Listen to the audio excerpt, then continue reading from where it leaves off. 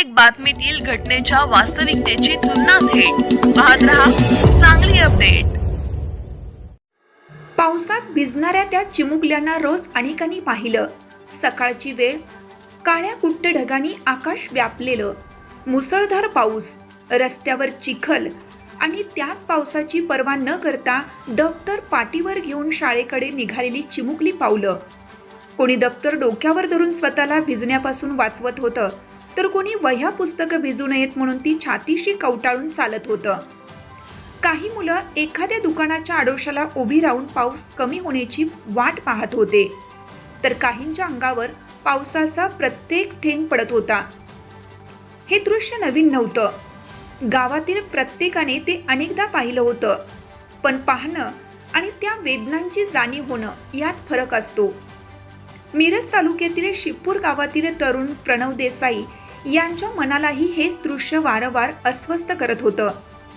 या मुलांसाठी आपण काही करू शकत नाही का, हा एकच प्रश्न त्यांच्या मनात सतत घोळत होता।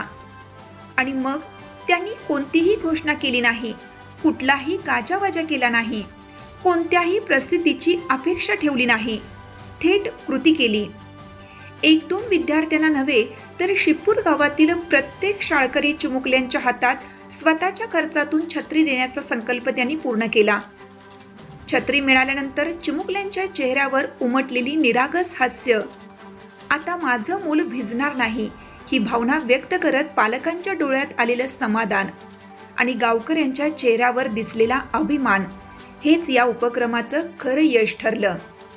प्रणव देसाई यांच्यासाठी हा केवळ छत्री वाटपाचा कार्यक्रम नव्हता, तर विद्यार्थ्यांच्या शिक्षणाच्या प्रवासात पावसाचा अडथळा कमी करण्याचा एक छोटासा प्रयत्न होता।